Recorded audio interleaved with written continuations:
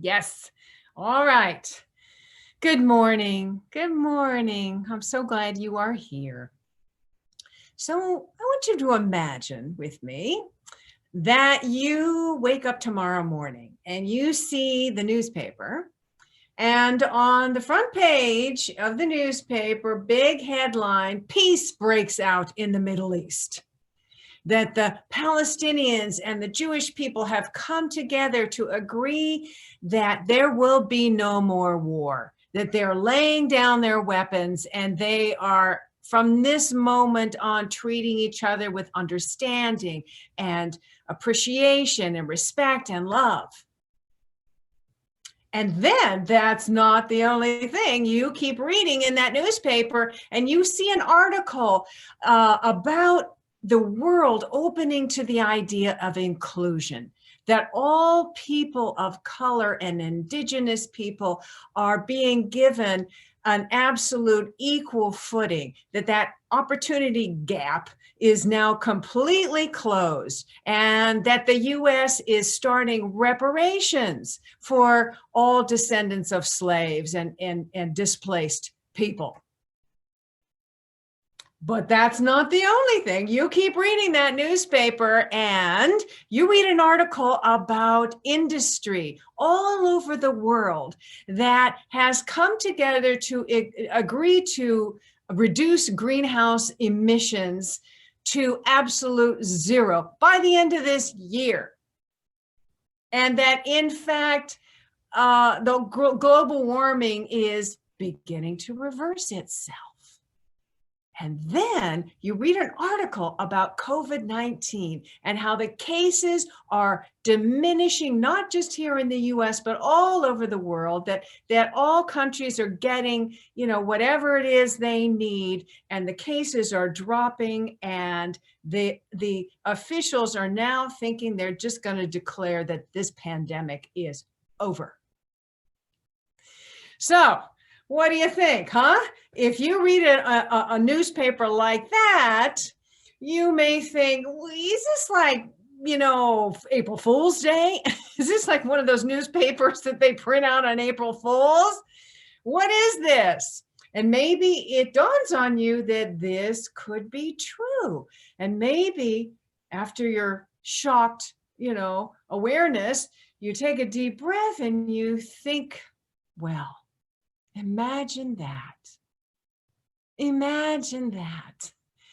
Yes, indeed. Imagine that. Because if we want to experience anything close to that, we have to imagine it. We must imagine it. Nothing monumentally good can come about while we're so focused on how bad everything is, or even worse, how hopeless it is. Not that we're turning away from the problem. Of course, we need to pay attention to the problem so that we can work on solutions, but we don't need to focus all of our attention there. And boy, can we imagine the worst? we can, right? But here's the thing. Can we imagine the best? Can you imagine the best? Because that's what we must do. We must imagine the best if we want to experience the best. Our power of imagination it's a superpower. It's another one of our superpowers, because with it, we can create new worlds. We can create new worlds. Now, isn't that a superpower? Right? So James Dillett Freeman, the one who wrote The Prayer of Protection, said this about our superpower. Imagination is the act or power of forming a mental image of something not present to the senses or never before wholly perceived in reality. A power that frees us from the limitation of our senses. Frees us from the limitation of our senses. So it's really the power to create something out of nothing, right? To create something wonderful that has never existed before. This is the conception part, the conception aspect of imagination. And you know that old Napoleon Hill saying that we all know, what the mind can conceive and believe it can achieve, right? Achieving anything begins with conception. We must conceive it. We must imagine the idea. And then we want to believe it, right? That's the next step. We want to believe it. That's the power of faith. And you know, that is, we in January of this year, our focus was all on the power of faith. And then this month, it is the power of imagination. Now, those two things really work together. And the good news is that it's not difficult to do. I mean, this is a natural ability, and it's fun. I mean, we had it as children. I remember with fondness watching my daughters in make-believe, you know, engaged in imaginative play, particularly Juliet. Juliet would create an entire world out of just a few little plastic characters and animals.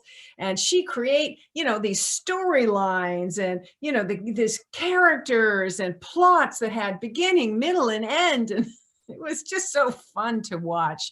And I thought for sure she was going to, you know, follow in her daddy's footsteps and become a screenwriter.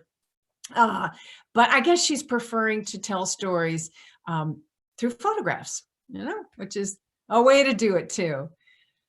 So you probably, my guess is you have fond memories of when you were little. You know, think back, getting together with neighborhood friends and just, you know, your friends and playing make-believe and dress up and you know, games where your imagination is required. You know, you just leave that reality world, the world of limitation for a few minutes, and you just have fun and opening to this idea that anything's possible. Anything is possible, right? And you may have made, when you were little, mud pies. Do you remember making mud pies? Well, so I just found out recently that that is a common thing around the world. All cultures, kids make mud pies, you know, pretending that they're baking cakes or something. It's probably as common as boys who pick up a stick and pretend it's a gun, you know, and play make-believe with their friends, or they're shooting their friends. I like to think that that's the influence of TV and comic books, as opposed to the natural instinct of boys, you know, nurture rather than nature. But anyway, when we grow up, this power of imagination doesn't disappear. We still have it. It just kind of changes form. And unfortunately, too many of us use that power of imagination to imagine the worst. But we can change that. We can change it right now. We can decide to harness this amazing power of imagination to imagine the best, to see greater good unfolding in our lives and in the world. It's an amazing power. You know, we human beings, or divine beings having a human experience, we are unique among the animals in many ways. But one of the important things that makes us unique is that we have the capacity to envision possibilities beyond our present experience. Well, we are not trapped in our current circumstances. Think about that. That's huge. We have the power to envision a new possibility, therefore, to create a new possibility. That's what we have. And, you know, imagination is a very important part of the affirmative prayer process. You find it in the kind of realization stage. So, okay, so we've relaxed our physical body, right? We've relaxed our focus on the problem, on the current circumstance of our life. We're relaxing our attachment to the relative world, the temporary world of effect. And when we do that, we're then able to enter a higher dimension, that realm of limitless possibilities. And then that's the place where we can see what's possible. And of course, we're connecting with that divine presence. We're affirming and knowing that we are that divine one expressing. And because we are that divine one expressing, whatever's true of the divine is true of us. So we're an expression of infinite peace, of pure joy, of limitless love. We're an expression of wholeness and well-being. We're an expression of intelligence and wisdom. We're an expression of limitless abundance and prosperity. All of those qualities of the universal divine, we are an expression of a unique point of light, expressing that. So, right, we got that. And now, and we spend some time, playing in that energy, like I talk about in my book. That's the place we want to play in, that energy. And then we move to the realization where we are realizing that what it is we truly desire, our heart's desire, whatever we desire to do or have or be, that is already the spiritual truth. It's already an idea in the mind of the universe. It's already the spiritual truth of us. And so when we claim it and envision it, see, this is where the imagination comes in. When we're activating the power of our imagination, is like aligning all levels of our being with that desired good. And now here's the thing, really important. When you're doing this, you don't want to imagine your good as being in the future, somewhere out there at a future time. No, you want to remember that it is yours now, that it is the reality now. It's like I always think of Emily Cady's book, Lessons in Truth, where she says, that whatever it is you truly, your heart's desire is already the spiritual reality, is already yours. And the desire that you feel is like the universe knocking on the door of your consciousness saying, here it is. This is already yours. It's waiting for you. Accept it. Accept it. Right? And so imagination really helps us accept it. This is the visioning part of the power of imagination. So we want to see this desired good as already here now, and you want to see it in all of its colorful detail. Make it vivid, make it real. How does it feel? What does it look like? What does it sound like? What does it smell like? What is the feeling of walking through your day with this vision realized? And really allow yourself to fill in, make it colorful, make it vibrant, make it real. And so again, this is you're aligning yourself with the yes. With the yes, I'm accepting. Yes, this is mine. And then what happens is that good, which you are doing your affirmative prayer on, then just naturally unfolds in your life. It just blossoms in your experience. And then of course you follow your divine guidance to do whatever it is you need to do in the outside world. You follow your guidance, you release it and give thanks. Wow. Thank you for the realization that this is already here. Thank you for the power of imagination, that I can bring it into my experience. I am creating something new, this new possibility. right? I'm creating something new. So let's have a little experience with that now. Let's practice that a little bit. So bring to mind something that you truly desire, a heart's desire, maybe something you've been longing for a long time. And then take a deep breath and close your eyes. And then just allow yourself, activating that power of imagination that Reverend Pat was leading us in that meditation, feeling that color of it, that sky blue, the location in your brain, just feeling the energy of that awakening, that power center within us.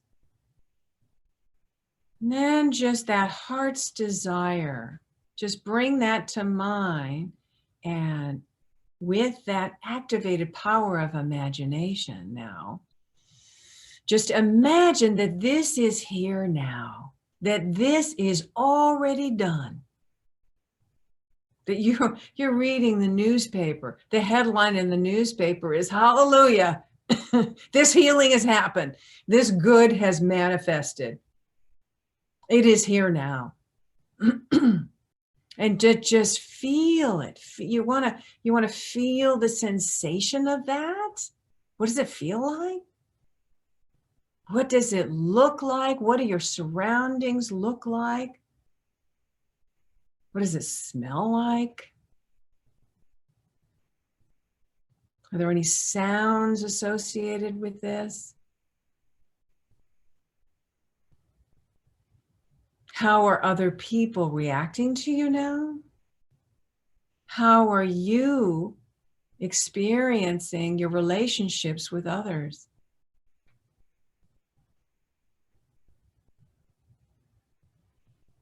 Just ease into this feeling of this good joyously unfolding in your life right now.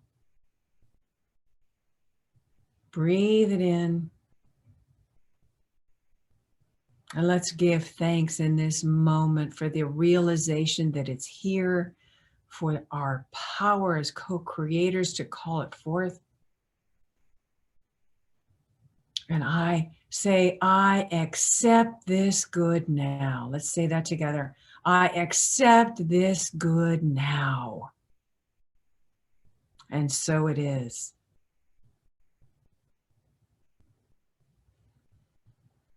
All right. Take a nice deep breath. Bring our awareness back.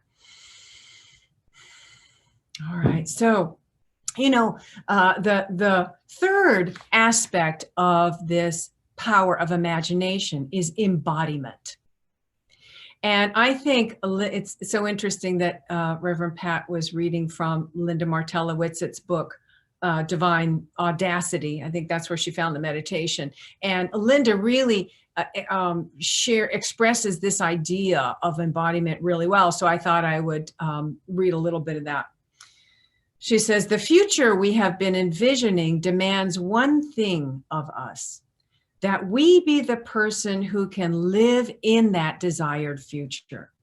The counterpoint to manifestation of an idea is embodiment, or being a living expression of the qualities required for that idea to become reality. Embodiment is the pinnacle of creation. So it's this idea of living as if, you know that old saying, act as if, or, fake it till you make it kind of thing. Is sort of a cliche kind of pop psychology, but really underneath that, there is a spiritual truth to that, because when we accept that this desired good is already ours, we then open to the qualities that are required to be the person who is living this desired good. You know, the law of attraction begins working. We pay attention to it. We begin to cultivate it. We begin to develop these qualities that are necessary. And, you know, whatever those qualities are, they could be discipline, you know, it could be being more patient. It could be, I'm working on that one. It could be more loving and compassionate. It could be confident, you know, more enthusiastic, empowered, inspiring, whatever the qualities are that are necessary to be that person who is living that vision. Those qualities, when we use that power of imagination to imagine that this is here now, begin to grow within us. We're paying attention to them and we're developing and we're cultivating them, you see. So let's take a deep breath together. So take time every day, carve out some time every day to envision your good, activating your power of imagination, making it colorful and vibrant and detailed, and feel into it, breathe into it, feel the reality of it, live into it, and then go live as if. Live as if you were that magnificent person that you already are, And then, hey, then we get together, right? Then we can come together and amplify our power of imagination with each other. This is what the intention circles are about, right? We take an idea about the kind of world we want to live in. What is the world that we want to live in? And we get together. And so it's the power of imagination times 8, or however many people you have in your circle, times 10 or whatever. That is some awesome power to imagine and create a new possibility, to create a new possibility in the world. So let's affirm together. With the power of my imagination, I am creating a new, wonderful possibility in my world. Let's say this together. With the power of my imagination, I am creating a new, wonderful possibility in my world. And so it is. Namaste.